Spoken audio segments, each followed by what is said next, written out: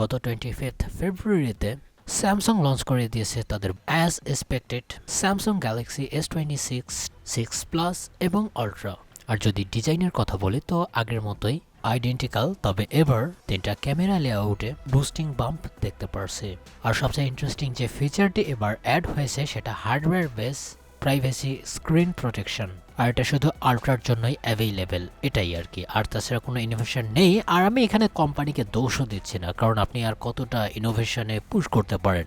আমি অনেক ইউটিউবার এবং ইনফ্লুয়েন্সারদের দেখছি তারা এই জিনিসটাকে নিয়ে সব সময় মক করে, অ্যাপেলের ক্ষেত্রে হোক অথবা স্যামসাংয়ের ক্ষেত্রে, যে কেন আর ইনোভেশন হচ্ছে না। প্র্যাকটিক্যালি আপনি চিন্তা করুন এখন আর কতটা আপনি পুশ করতে পারেন ইনোভেশনের নামে। আর যদি করাও হয় আই থিঙ্ক সেটা সিম্পল কাস্টমারদের জন্য এটা কনভিন্সিং হবে না। বাই দ্য ওয়ে এটা পাওয়ার্ড বাই স্ন্যাপড্রাগন 8 Elite 5। যদি প্রাইসিংয়ের কথা বলি তো আগের মতোই আইডেন্টিক্যাল আমরা দেখতে পারি। তবে হ্যাঁ, টু বি অনেস্ট অনেক কাজে ব্যবহার হবে এই প্রাইভেসি স্ক্রিন প্রোটেকশন। এটা অনেক কাজ করে, আবার এটাকে টগল করে বন্ধও করা যায়, যেটা আসলে একটা গুড থিং। এটাই আর কি নতুন। By the way, hello WhatsApp guys, I hope যে আপনারা সবাই ভালো আছেন। তো চলুন নেক্সট নিউজে যাওয়া যাক। আর যেহেতু আমরা স্যামসাং নিয়ে কথাই বললাম, কেননা অ্যাপেল নিয়েও কথা বলা যায়। কারণ আমি যদি তাদের ম্যাকবুক প্রো নতুন জেনারেশনের কথা বলি, অর্থাৎ M6-এর সাথে যেটা আসতে পারে, প্রবাবলি এখনও M5 প্রো এবং ম্যাক্স এখনও আমরা দেখতে পারলাম না সেভাবে।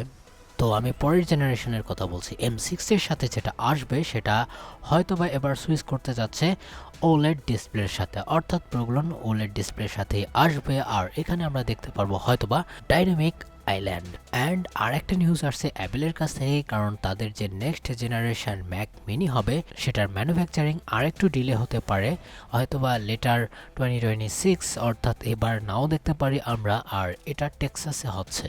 তবে ধরে নিন এবার প্রাইসিংও কিন্তু অনেক হবে, কারণ চায়না বা এইসব জায়গা থেকে শিফট হবে ইউএসএতে। এটা একটা বিশাল প্রাইস জাম্পের সাথে থাকতে পারে।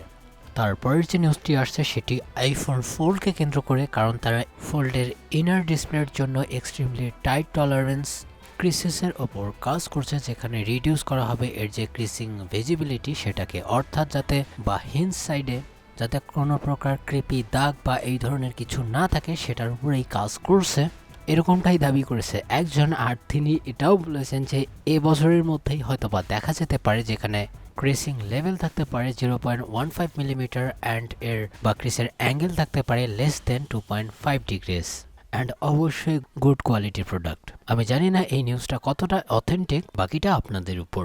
বাই দ্য ওয়ে, আপনারা যারা আগের টেক নিউজটি দেখেননি তারা দেখে আসতে পারেন, সেটি অনেক ইম্পর্টেন্ট একটা টেক নিউজ ছিল, আপনারা অবশ্যই এটা দেখে আসতে পারেন।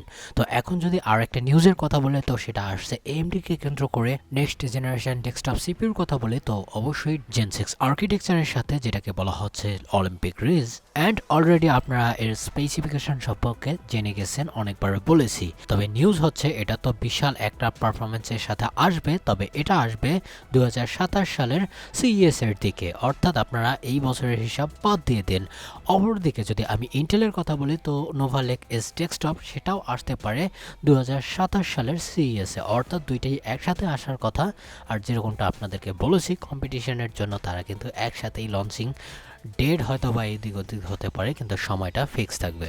আর টু বি অনেস্ট দুইটাই এবার পিওরলি ব্যাটেলে নেমে পড়বে, অর্থাৎ টক্কর দিবে একবারে সমানে সমান। তারপরের যে নিউজটি আসছে এটি গুড নিউজ হতে পারে, কারণ এটা আসছে জাপান থেকে। আর জানুয়ারিতে একটা জিনিস দেখা গেছে, যেখানে এই যে RX 9000 সিরিজের কার্ডগুলো ছিল AMD-র পক্ষ থেকে, তো সেগুলোর প্রাইসটা একটু হাই ছিল, তবে এখন দেখা যাচ্ছে যে 20% কমে গেছে প্রাইস, যেটা একটা গুড সাইন। তবে এখন কথা হচ্ছে জাপানে কমেছে, তাতে সমস্যা কি?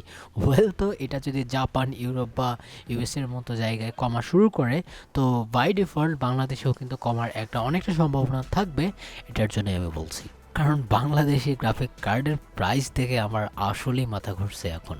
তারপরের যে নিউজটি আসছে সেটি AMD-র কাছ থেকেই। আর এটা অনেকের জন্য ইন্টারেস্টিং হতে পারে যারা গ্রাফিক কার্ড নিতে চান না, কারণ আমরা যদি কথা বলি Ryzen AI 400 সিরিজের, অর্থাৎ আমি যদি কথা বলি স্পেসিফিকলি Gorgon পয়েন্টের, তো হয়তোবা এটা AM5 সকেটের সাথে আসতে পারে, অর্থাৎ আপনারা APU হিসেবে এটাকে দেখতে পারেন। কারণ একটা রিপোর্ট থেকে দেখতে পারছি প্রো সিরিজের, আমি নর্মাল APUর কথা বলছি না, প্রো সিরিজ যেগুলো আরেকটু স্পেসিফিকেশন লো হয়ে থাকে, তো সেটার কথা বলছি। অনেক জায়গায় দেখা গেছে হয়তোবা এটা অল ইন ওয়ান পিসি বা এই ধরনের ডিভাইসের সাথে আসতে পারে, তবে যদি সাধারণ ডেস্কটপের জন্য আসে আপনি চিন্তা করুন 16 কম্পিউট ইউনিটের সাথে যদি এগুলো আসে, আমি টু বি এক্সাক্ট কথা বলি রেডিয়ন 890M এর যদি কথা বলি, তো সেটাই আপনারা যদি পেয়ে যান এর সাথে একটু বেটার থার্মাল হেডরুম এবং আরও অনেক কিছুর উপরে, তো এটা একটা গুড অপশন হতে পারে। তো দেখার বিষয় আসলে এটার উপর কাজ করে কিনা সাধারণ মার্কেটের জন্য। অ্যান্ড লাস্ট নিউজের যদি কথা বলি, তো এটা আসছে এনভিডিয়ার কাছ থেকে, আর আমি তাদের জিপিউর কথা বলছি না। ওয়েল, আপনাদেরকে এটাও বলছি না যে আর্ম বেস যে দুইটা সিপিইউ আছে N1 and N1X যেটা পিসি মার্কেটের জন্য আসবে সেটার কথা বলছি না স্পেশালি। হয়তোবা তারা লেনোভো এবং ডেলের সাথে কাজ করছে, এই বছরের হাফের মধ্যেই চলে আসতে পারবে, যেটা আসলে GB10 সুপার চিপের সাথেই আসবে, যেটা আমরা DGX স্পার্কে দেখতে পেরেছি। তবে এখন কথা হচ্ছে তারা কিন্তু গেমিংয়ের ক্ষেত্রে সিরিয়াস, অর্থাৎ তারা চাচ্ছে যে লিনাক্স থেকে শুরু করে যত প্রকার আর্কিটেকচার আছে ইনক্লুডিং আর্ম V9, তো তাদের জন্য লিনাক্সের, বিশেষ করে লিনাক্সের জন্য সফটওয়্যার ইঞ্জিনিয়ার চাচ্ছে। আর আপনারা বুঝতেই পারছেন যে তারা হাইপার ফোকাস হয়ে গেছে যে কোনো ধরনের গেমিংয়ের জন্য। আর এটা কিন্তু আর একটা জিনিস দেখতে পারি, কারণ ভেলভের যদি কথা বলি তো সেটাও কিন্তু যে স্টিম ওএস আছে সেটাও কিন্তু লিনাক্স বেস। তো তারা চাচ্ছে যে আমাদের প্রোডাক্ট সব জায়গায় থাক, বিশেষ করে যদি আমি স্পেশালি কথা বলি আর্ম V9, তার জন্য যাতে গেম এবং গ্রাফিক্স ড্রাইভার অপটিমাইজ হয়, তো এর জন্য কিন্তু লোক খুঁজছে।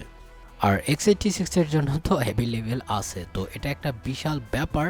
আর ডেসপারেট হয়ে গেছে এই দিকে ঢোকার জন্য এনভিডিয়া। এবং আরও একটা বিষয়ের উপর কল আউট করেছে, অর্থাৎ যে সকল ওপেন সোর্স ফ্রেমওয়ার্ক আছে যেমন ভলক্যান, ওপেনজিএল এটসেট্রা, ওকে, তারা আসলেই অনেক ডেসপারেট। আই হোপ যে আপনার নিউজগুলো পছন্দ হয়েছে, যদি হয়ে থাকে অবশ্যই লাইক দিতে পারেন, আর ডেসপারেট হয়ে সাবস্ক্রাইবও করে দিতে পারেন, কমেন্ট করতে পারেন আপনাদের মতামত, আর অবশ্যই ভালো থাকবেন, সুস্থ থাকবেন, বাই বাই।